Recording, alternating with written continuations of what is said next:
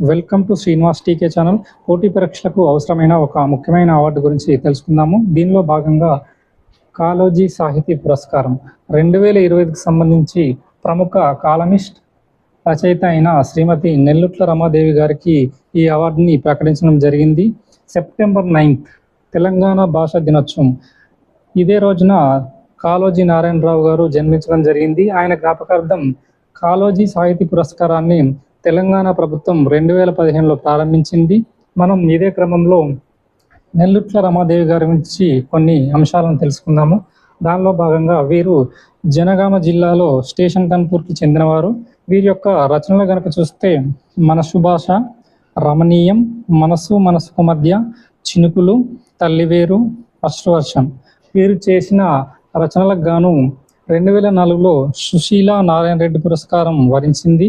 మరొకటి 2015లో పొట్టి శ్రీరాములు తెలుగు వర్సిటీ కీర్తి పురస్కారం లభించింది.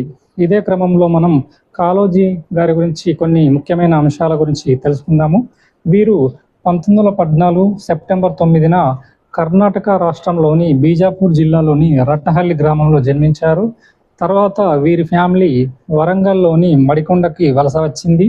కాళోజీ గారు పూర్తి పేరు కనుక చూస్తే రఘువీర్ నారాయణ లక్ష్మీకాంత శ్రీనివాసరావు.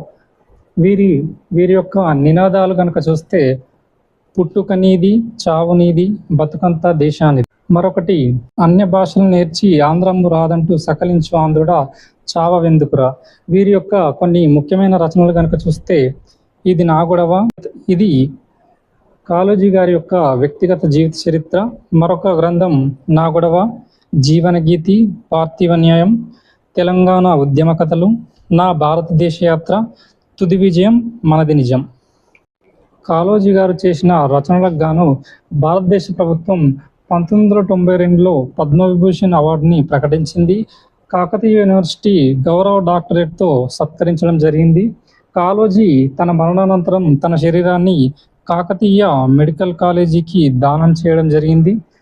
కాళోజీ సాహితీ పురస్కారం 2015లో ప్రారంభించిన తర్వాత మొదటిసారిగా శ్రీ అమ్మంగి వేణుగోపాల్ గారికి ఇది వరించింది. 2023లో జయరాజ్ గారికి, 2024లో నలిమెల భాస్కర్ గారికి ఈ అవార్డు వరించింది.